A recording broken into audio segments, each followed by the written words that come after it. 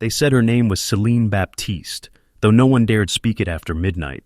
In the parish records of St. Landry, Louisiana, her line is crossed out, inked over with a priest's trembling hand, as if blotting out sin itself. She was born enslaved, but she was no ordinary woman. Celine was a midwife, the one they called when the white women screamed between life and death, when the house smelled of iron and the veil between worlds thinned. But there were whispers that she spoke to something that answered back, that she buried yours beneath the magnolia tree, filled not with herbs, but with bones, tiny bones, stillborns. They said she ground them into powder, mixing them into tinctures for her mistress, the lady of the house who could no longer bear living children. And soon that mistress began to glow, her skin pale as milk, her eyes sharp as glass. She grew younger, some said. Others swore her laughter echoed like a child's. Then one night, a visitor came to the plantation, a priest from New Orleans who had heard the rumors. He spoke a single phrase in Creole, and Celine looked up from her mortar and pestle with a calmness that chilled the air. "There is no sin," she said, "when the bones are willing." The priest wrote in his journal that her eyes reflected candlelight wrong, as if something inside her was burning backward. That journal was sealed by the church in 1842, but a fragment survived, hidden in a family Bible found in the attic of the house after it burned in 1903. In faded ink, one line remained legible. "The child that never lived walks the halls at dawn." So, listen carefully, because what I'm about to tell you, what they tried to erase, is not just about a woman's vengeance. It's about the alchemy of suffering, and the ancient hunger that hides inside compassion. Every birth has a shadow, and in Louisiana, in the year 184, that shadow had a name, Celine. Pause. Do you hear that? The sound of soft rattling beneath the floorboards? That's not the wind, that's her work beginning again. By the time the first frost came in 1841, the magnolia tree behind the main house had begun to rot from the inside. Its blossoms fell too early, its scent souring like spoiled milk. The servants whispered that Celine had buried something there, but no one dared dig. They said she would appear behind you if you tried, barefoot, silent, with her apron still stained from the birthing room. One night, however, the mistress's brother, a pale, greedy man named Silas Devereaux, heard the whispers and decided to prove them wrong. He had come from New Orleans with books on scientific reason, mocking the slaves' talk of spirits. And so, he waited until midnight, took a lantern, and began to dig. The soil was soft, as if turned often. After a few minutes, the metal of his spade struck glass, a jar, then another, then 6. He pulled one out, wiped away the dirt, and inside was something pale, floating in oil, a hand, no bigger than a sparrow. The nails perfect, the skin translucent as wax. He dropped it, shattering the glass. The smell that rose was sweet and thick, like honey and blood, and from that scent came the sound of crying, not loud, not human, but distant, as if coming from inside the earth. He ran back to the house, white with terror. But when he reached the porch, the door was open, and Celine was standing there, holding her candle low. "Monsieur Silas," she whispered, "you broke the promise." He tried to speak, but his tongue stuck to the roof of his mouth. The light flickered, and in that trembling flame, he saw what she held in her other hand, a small bone spoon, carved from something that looked human. "You think she drink the milk of the cow?" Celine said. "No, she drink what her body cannot make." The next morning, Silas was gone. The only thing left of him was his lantern, found beside the magnolia roots, and a print in the dirt that looked like a child's hand pressed deep into the soil. From that day forward, the mistress began to change. Her hair thickened, her eyes shone strangely, her laughter filled the house. But every dawn, she woke weeping, clutching her belly, whispering in a voice that wasn't hers, "Feed me." And Celine would come, calm as a saint, with her tray of morning broth. The plantation house had begun to breathe. That's what the servants said, that its shutters pulsed softly at night, that the walls expanded like lungs when the wind died down. But the mistress didn't notice. She had grown too radiant, too consumed with her reflection in the tall gilt mirror by the staircase. Her skin gleamed, her pupils wide and glossy.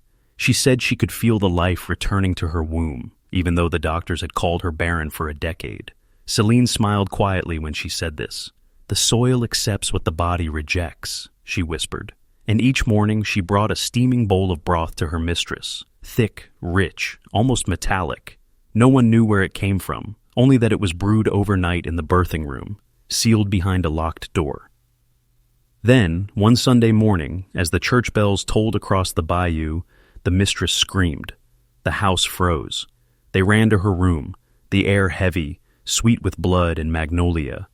Celine was there, kneeling beside her, humming a Creole lullaby older than any psalm, and in her arms was a child.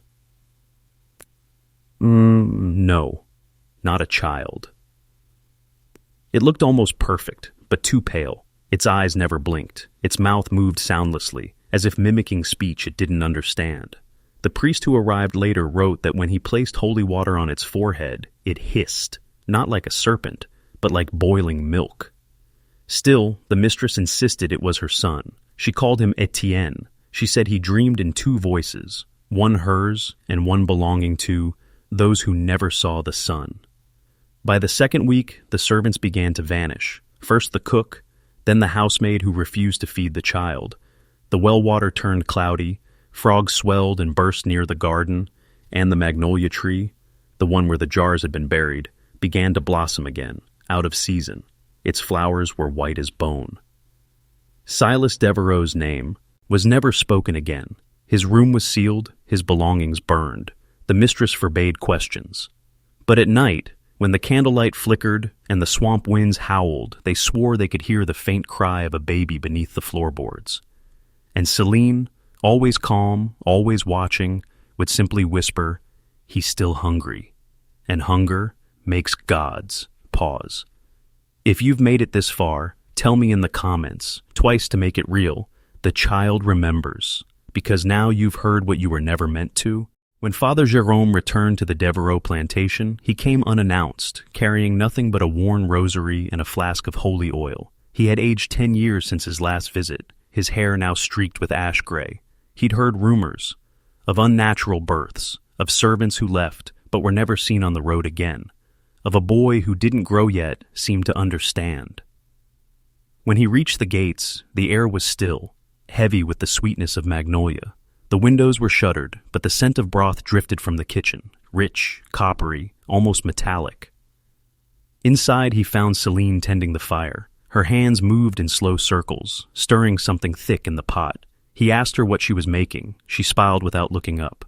"What every mother needs," she said, "a bond stronger than blood."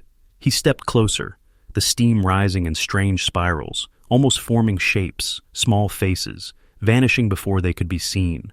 When he made the sign of the cross, the fire hissed and dimmed. "You play with forces older than the church," he warned.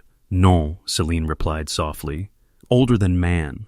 He demanded to see the mistress. Celine led him upstairs, slow, deliberate steps. At the top of the staircase hung portraits of the Devereaux family, but the eyes of the painted ancestors seemed wrong, scraped out, or painted over with a gray film that caught the candlelight. In the master bedroom, the mistress sat before her mirror, brushing her hair. The child lay in a cradle beside her, silent, unblinking. When the priest approached, the boy turned his head, and the mirror behind him rippled, as if water were trapped inside it. Father Jérôme sprinkled holy oil over the cradle. The air thickened. A faint cry echoed through the walls, not from the child, but from beneath the floorboards. Celine's voice trembled behind him. "You bless what is already blessed, Père. You will. Stay your words." He opened his prayer book, but the pages fluttered on their own, stopping on a verse about resurrection. His voice faltered. The mistress began to hum, the same lullaby Celine had sung in the birthing room. Then the boy, pale, doll-like, reached out his hand. In his palm was a tiny bone spoon. Father Jérôme fled that night. He wrote one final entry before disappearing on his journey back to New Orleans. "The broth is not food, it is covenant." Days later, the Devereaux plantation was declared cursed ground, but Celine remained, stirring her pot, whispering to the smoke as if it answered her back, low, steady tone. The secret of the bone broth was never about sustenance. It was about remembrance, a way to feed the forgotten, to keep the stillborn from fading into silence. When the Devereaux estate was finally abandoned, the swamp reclaimed it in silence. But the story, the ritual, did not die there. It seeped outward, through whispers and old women's songs, through the midwives who carried knowledge in their rooms. They said Celine Baptiste's spirit wandered the bayou at night, carrying her copper pot, teaching the willing how to feed both the living and the lost. It began subtly. In the small cabins near Opelousas, mothers who miscarried would leave milk at the doorstep, mixed with a drop of their own blood. To feed what was never named, they said. The milk would curdle overnight, and if it turned pink by morning, they believed the child's soul had accepted the offering and would protect the mother from the fever of grief. But grief always asks for more. By 1845, the ritual evolved. Women began boiling herbs with crushed shells and candle wax, stirring counterclockwise while whispering, "Souviens-toi," remember me. They believed the spirit of Celine watched over them, guiding their hands, ensuring the lost were never hungry again. In one village, a child was born with milky eyes and a perfect row of teeth. A baby who never cried, who only smiled when its mother sang the lullaby of the Stillborns. That mother swore she saw Celine in her dreams, standing in a pool of blood and milk, saying, "You have fed him. Now he will feed you." The villagers called it the covenant of milk and blood, a pact between the living womb and the unborn. To break it meant waking what slept beneath the magnolia roots.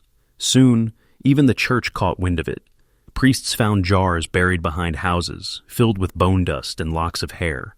A bishop from Baton Rouge ordered an exorcism across the region, but those who performed it began falling ill. Their skin turned pale, their eyes glossy like the Devereaux child's. There were murmurs that the midwives had found something older than Christianity, something that used the language of motherhood to bind the dead to the living. And through all this, through every whispered prayer, every buried jar, every candle flickering in the swamps, they said a figure watched from the tree line, barefoot, apron stained, eyes reflecting firelight wrong, Celine. They say if you listen during childbirth, in the moment the baby first screams, you can hear another voice, faint beneath it, the sound of something ancient being fed again.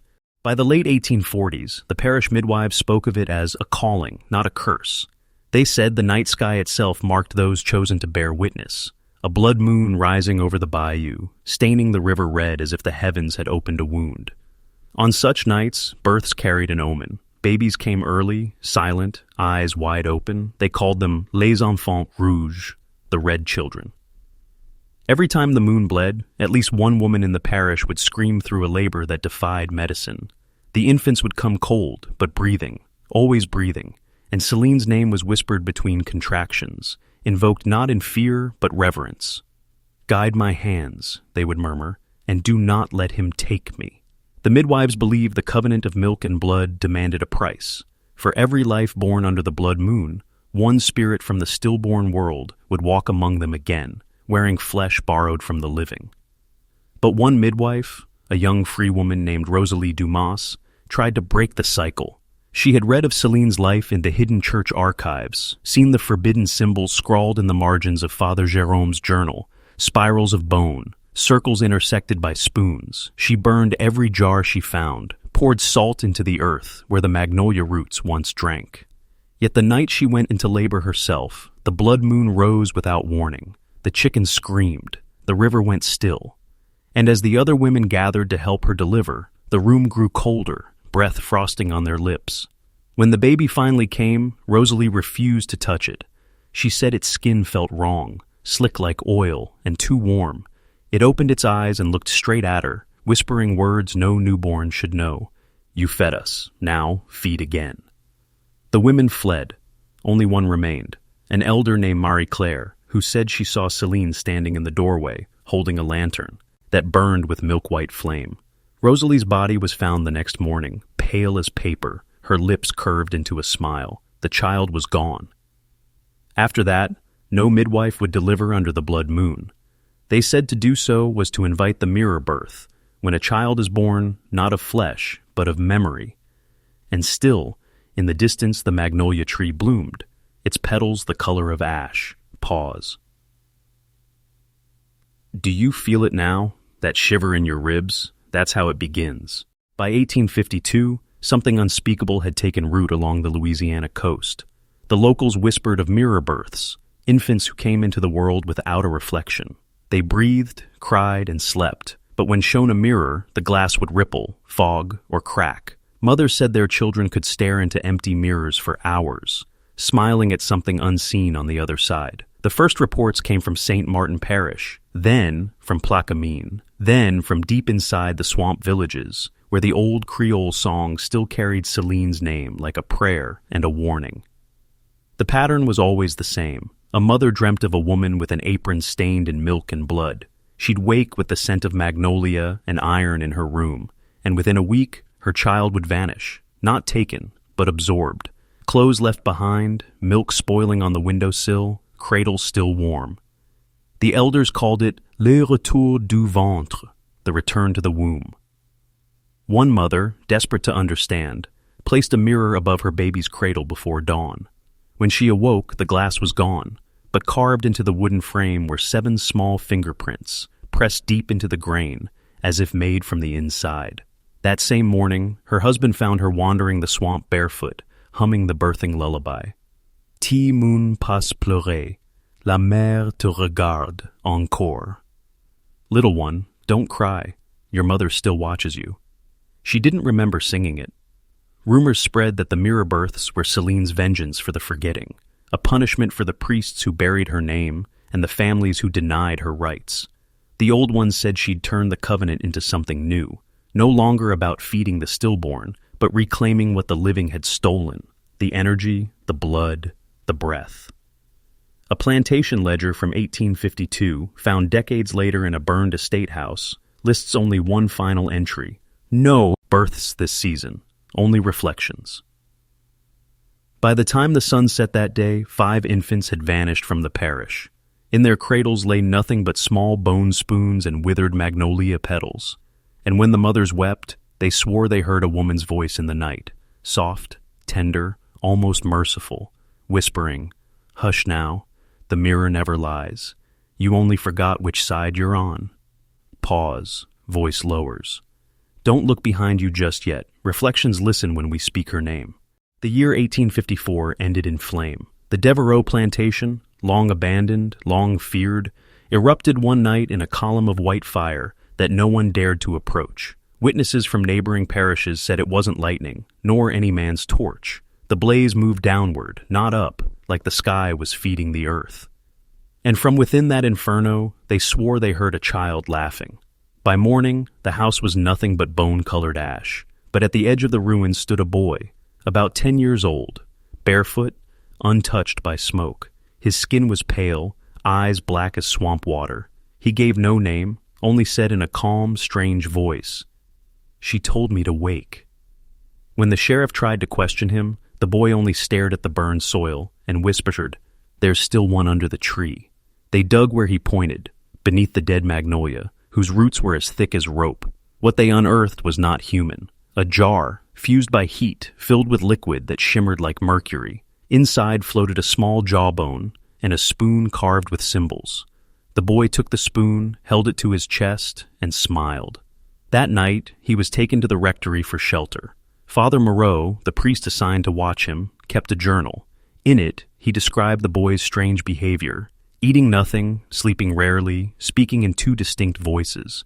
One sounded like a child, the other, deeper, older, female. "She says I am her continuation," the boy murmured once. "Not son, not servant, just the memory made flesh." At night, the priest heard him whispering to the shadows, as if soothing a baby only he could see. On the 3rd evening, when Father Moreau entered the boy's room, he found the bed empty and the walls scrawled with small handprints made of soot. On the mirror above the dresser, words had appeared in Creole, "Le feu nourrit, la mémoire vit," the fire feeds, the memory lives. By dawn, the boy was gone. Only the spoon remained, still warm, as if just lifted from boiling broth. After that, the fires began spreading through the region. Old homes, cotton sheds, even churches. Always on nights when the moon turned red. The locals stopped burying their dead beneath trees. They said roots could no longer be trusted. Voice lowers to a near whisper. Somewhere in Louisiana, They say a child still walks the ruins, eyes like dark water, humming a lullaby in a woman's voice, not his own. After the fire, Louisiana did not sleep. Parish by parish, whispers spread of a group meeting in the ruins, a congregation without scripture, without church bells. They called themselves the White Magnolia Society. They dressed in mourning black, wore bone spoons around their necks, and met only at night when the fog rolled low and the magnolia blossoms glowed pale in the moonlight. No one knew who began it. Some said it was the midwives who survived Celine's curse, women desperate to control the hunger they'd inherited. Others claimed it was planters' widows who had lost their children and sought to buy them back through the covenant. But the oldest records, the ones written in trembling hand by Father Moreau himself, tell a different truth.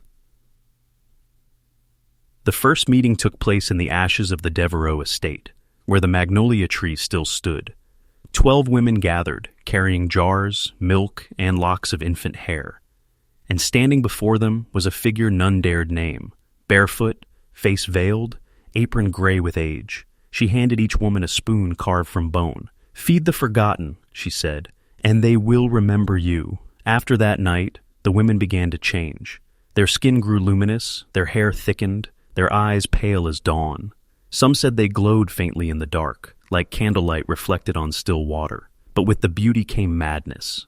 They dreamed of children calling from beneath the earth, asking to be held. One by one their husbands died, fevers that left no marks, hearts that simply stopped. The society's rites grew bolder. They gathered in secret, mixing milk and blood into the soil, chanting "Souviens-toi" in rhythm, until the magnolia tree shuddered. Sometimes, they said, the air would fill with the scent of broth and the faint sound of a baby's cry. By 1856, the church declared them heretics, but when priests were sent to dismantle the cult, they found the magnolia grove empty, only 12 spoons hanging from the branches, swaying in the wind like chimes. A witness, one of the few who escaped alive, swore he saw the soil breathe. Beneath the tree, tiny fingers pressed upward through the dirt, reaching toward the moonlight, dozens of them, white as wax.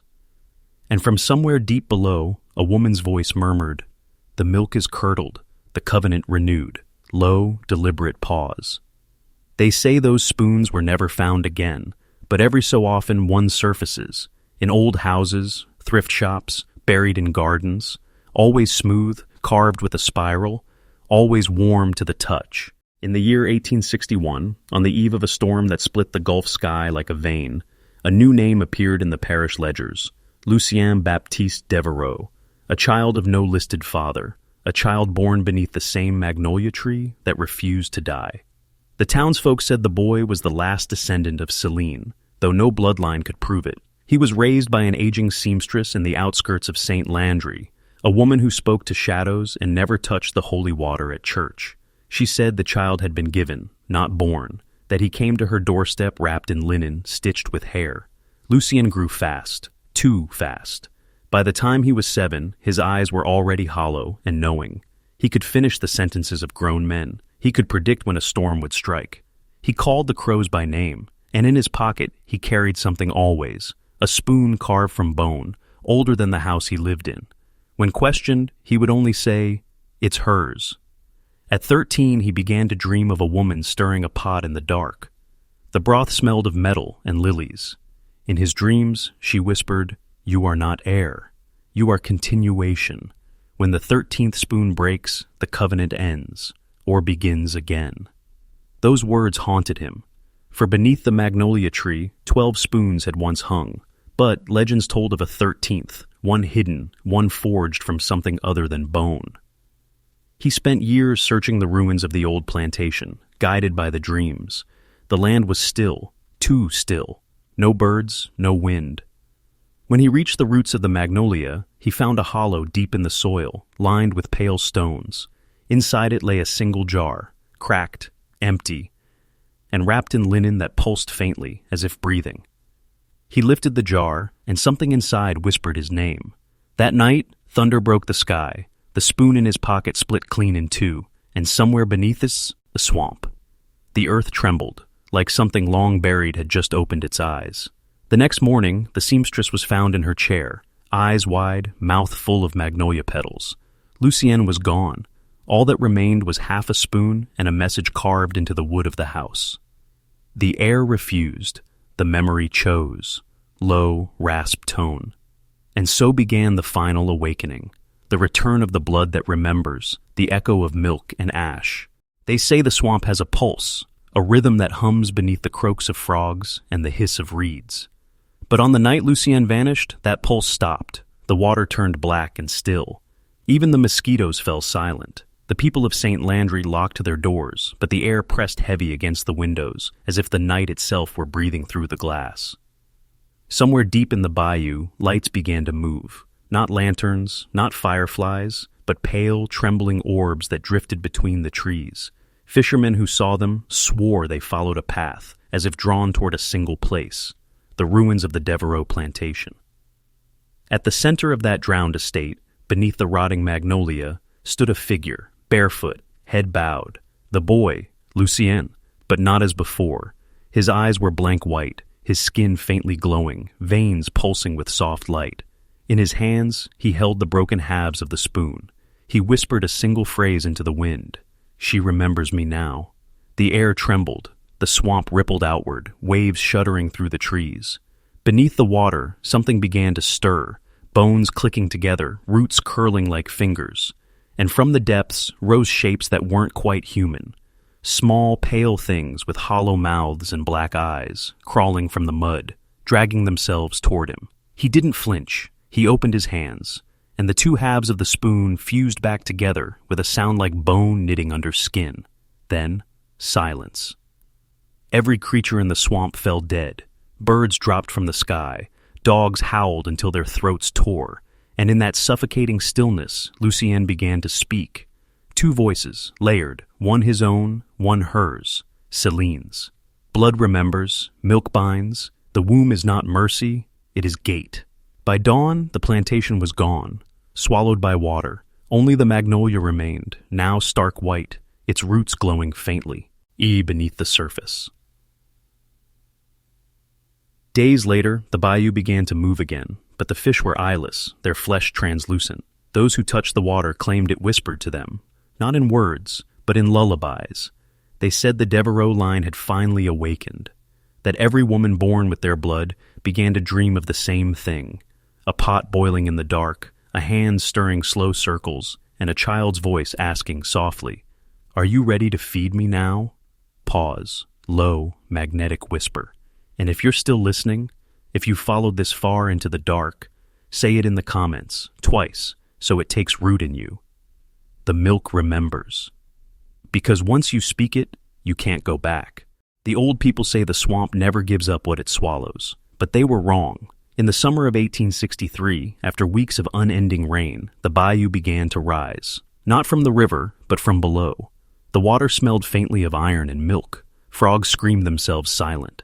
And then, from the depths, the magnolia tree surfaced again, its blossoms luminous as ghosts, its roots dripping with what looked like blood. At its base stood a woman. Her apron was torn, her hands slick with something dark. Her hair clung to her shoulders in ropes of black, and her eyes burned with the memory of centuries. Celine Baptiste had returned. No one saw her walk out of the water, but all who lived near it felt her arrival.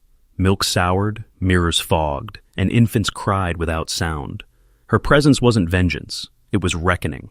She went from house to house, invisible but undeniable.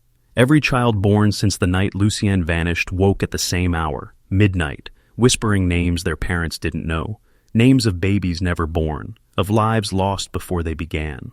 And in every cradle, mothers found small tokens, spoons, magnolia petals, sometimes a single drop of blood drying in the shape of a spiral. Celine was not calling the living to her, she was naming the dead. For 3 nights, the veil tore thin. The living heard lullabies echoing across the bayou. 12 voices, soft as wind, followed by a 13th, lower, endless. A woman's voice whispering, "You tried to forget us, but we fed you. You wear our bones." The sky bled at dawn. Every magnolia tree in Louisiana shed its blossoms at once. The rivers ran white with petals. Some said milk, others said marrow. And when it was over, the swamp was still again. The magnolia sank, the petals dissolved, and Celine's name was erased once more from the records. but she never left. To this day, midwives a Schurchern. Ross the bayou still hang bone spoons above the birthing beds. They say it keeps the hungry spirits quiet. That if you don't honor the forgotten, they'll feed on you instead. And sometimes, when the moon turns red and the air grows heavy with magnolia scent, you can hear her, stirring the invisible pot of memory, whispering through the trees. Feed them, or be fed, voice lowers to a near chant. You've heard her story now, the enslaved midwife who turned grief into godhood, who made milk and blood remember. And if her name lingers in your mind tonight, that's how she finds you, not in anger, but in recognition. Because some knowledge isn't meant to save you, it's meant to change you, soft, final whisper. She remembers, and now, so do you.